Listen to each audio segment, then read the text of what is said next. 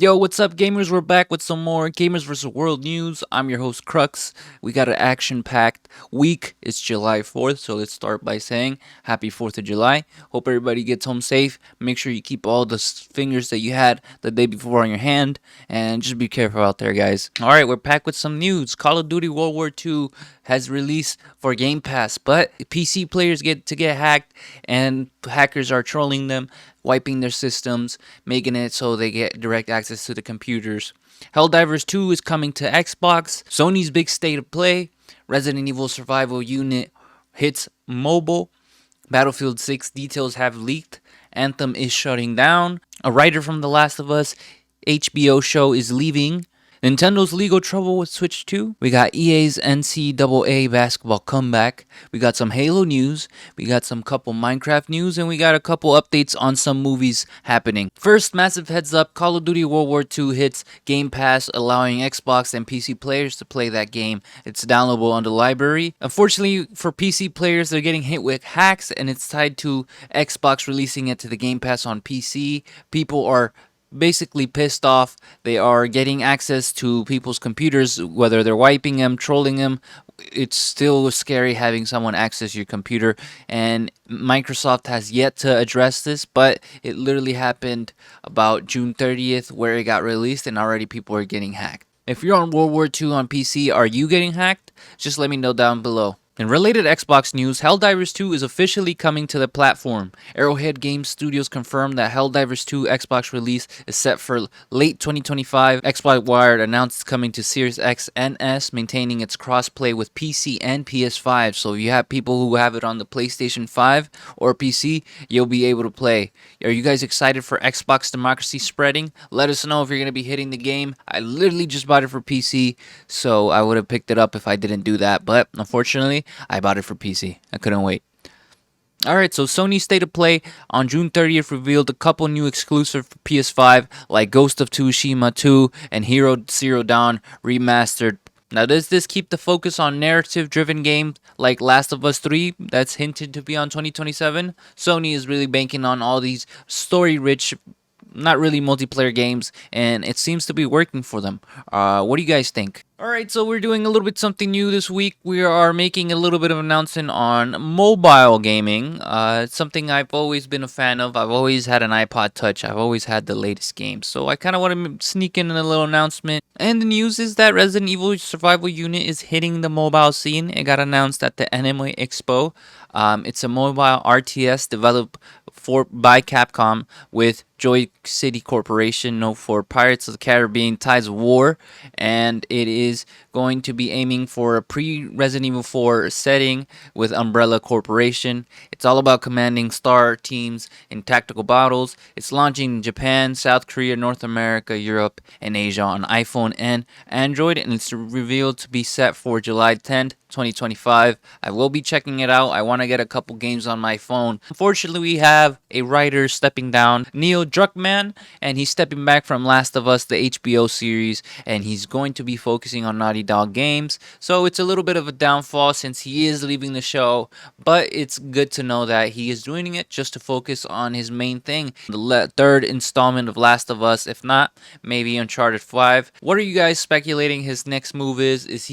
Are you excited for Naughty Dog, or are you sad to see him go from HBO? What's your call? A little bit of Nintendo drama. Nintendo's facing legal action over Switch 2's ability to break console. That is a pretty alarming thing that they can do, but Brazil's Procon SP is challenging Nintendo's right to break Switch 2s for unauthorized use. It's basically telling you that you could do anything with your Nintendo Switch 2 because you bought it, and for Nintendo to be able to break that at any time without checking in with Brazil's protocol. EA is bringing back NCAA Basketball. EA is targeting a 2028 release for its new NCAA Basketball game, and they are announcing other games such as baseball and maybe even regular basketball, which is good because it keeps these other companies on their toes. I know 2K needs to be a little bit in check with how they run things, so maybe EA joining the same ship will get them to tweak things and really listen to people. And speaking of EA, new details on Battlefield 6 are dropping and it's ambitious. Battlefield 6 has reportedly got a $400 million budget, so EA really has all the resources for them to make this game a hit. EA is aiming for over 100 million players per game radar, and it's holding up, but a lot of devs think that's a stretch, with the highest ever being around 30 million of any Battlefield game. Free-to-play modes are set to be included, including Battle Royale, and it's supposed to be helping EA really get everybody eyes on Battlefield 6. Make sure to let me know what you guys think of this new information.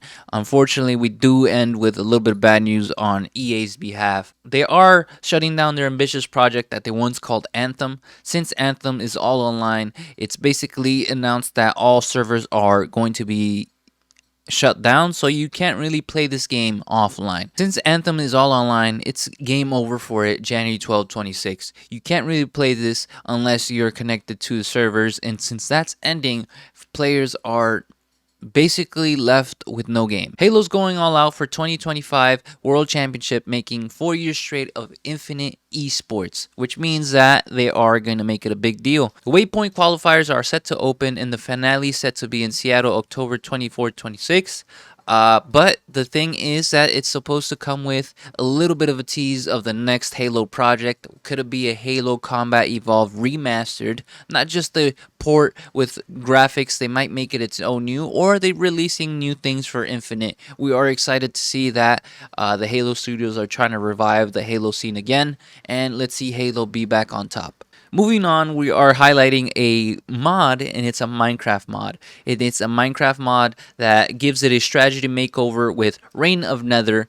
It is a Warcraft or Starcraft-like mod. It's an essential mod that makes it so you could pick a faction of villagers, monsters, or piglins, where you could build bases, manage resources, and basically battle out. It comes with the isometric view that RTS games are known for, and players are loving it, comparing it to StarCraft or Warcraft. And it kind of gives Microsoft and Mojang a hint that they need to make an RTS game of Minecraft, since they already have a lot of RTS games with Halo Wars, Gear Tactics, and such. I wouldn't doubt, Minecraft RTS coming soon. Xbox Game Pass just dropped another game, Metaphor ReFantazio. It's supposed to be a new game. It's a JRPG, paying homage to Persona. A lot of people are getting it, and it's a Metacritic of 93. Up to this point, it was a solid streak for Game Pass, but with Call of Duty World War II damaging that, who knows if it's confident to get a Game Pass if your computer could get hacked. But I think it's a good game. It's a 93 out of 100. So Game Pass is getting their library pretty good, and Sony's going to keep up with it. I don't doubt that.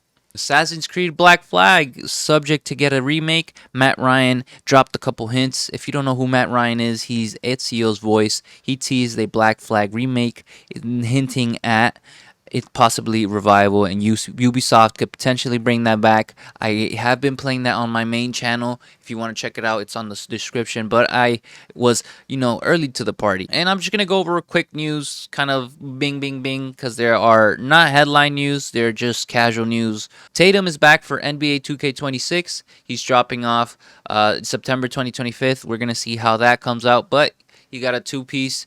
Maybe it should have been the MVP that just won the NBA Finals. You guys, let me know who it should have been. Marvel Rivals Season 0 is gearing up to be released. A Gears of War and Helldivers set to be released at the same time. A lot of people are raving over that. There are putting memes that Sony and Microsoft shaking hands. So it's pretty cool to see what's going to happen. Limited Run Games is bringing physical Sonic Mania to Switch 2. Despite the delay, they're still getting Sonic Mania. And more news on Street Fighter movie. Can you guess who's in it? I'll give you a couple seconds. Cody Rhodes and Roman Reigns. Nope, there's not a rematch of WrestleMania. It is true. Cody Rhodes and Roman Reigns, WWE rivals, are reportedly cast on the Street Fighter movie. I could see it. Rhodes is eyeing to be Guile, and as we said, Roman Reigns is set to be Akuma. I think it's a good choice.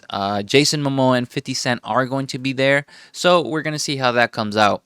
A couple more news on Dune Awakening. Griefing is getting worse. People are getting annoyed by it. People are requesting fixes to it, and let's hope that it does get fixed. Death Stranding 2 is set to be cooking PS5, especially on maps. Digital Foundry says that its asset streaming and CPU load is not a design flaw.